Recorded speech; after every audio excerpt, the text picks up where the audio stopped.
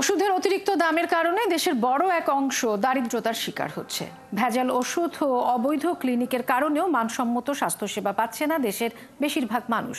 Civil সার্জনদের এসব অভিযোগের জবাবে স্বাস্থ্য উপদেষ্টা বলেন, শিগগিরই ৩,০০০ চিকিৎসক সহ ৭,০০০ কর্মী নিয়োগ দেওয়া হবে।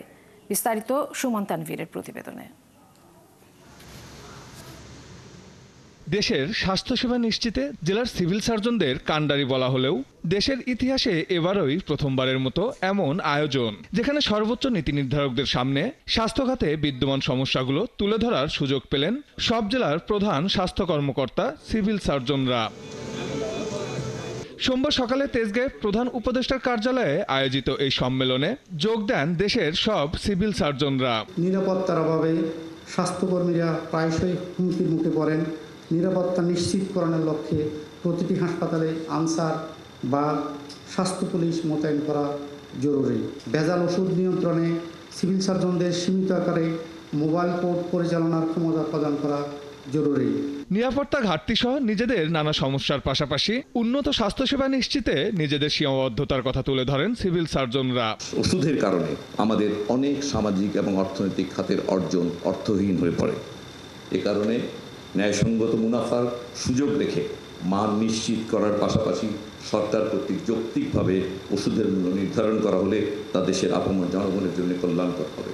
অপ্রশিক্ষিত মানুষদের দ্বারা পরিচালিত দেশব্যাপী যে ওষুধের দোকান আছে সেগুলোর পরিবর্তে গ্র্যাজুয়েট ফার্মাসিস্টদের মাধ্যমে পরিচালিত ফার্মেসি নেটওয়ার্ক স্থাপনের চেষ্টা করা হচ্ছে। অদক্ষ মানুষদের বাদ দিয়ে দক্ষ মানুষদের হাতে দেশের ঔষধের ফার্মেসিগুলোকে নিয়ে আসার প্রয়োজনীয়তার কথা তুলে ধরেন প্রধান উপদেষ্টার বিশেষ সহকারী ডাক্তার সায়েদুর রহমান। আর সিভিল সার্জনদের তুলে ধরা সমস্যাগুলো দ্রুত সমাধানের আশ্বাস দেন স্বাস্থ্য উপদেষ্টা।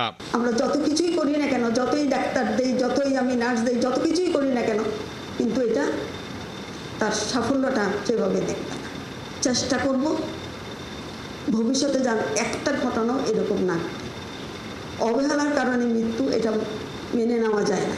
স্বাস্থ্যসেবা উন্নয়নের প্রণীত টার্গেট বাস্তবায়নের ওপর সিভিল সার্জনদের পুরস্কৃত করা হবে বলেও জানান তিনি। তবে দুর্নীতির সঙ্গে জড়ালে তৎক্ষণাৎ ব্যবস্থা নেওয়ারও হুঁশিয়ারি দেন স্বাস্থ্য উপদেষ্টা ডক্টর মোহাম্মদ সুমন তানভীর, ৭১, ঢাকা।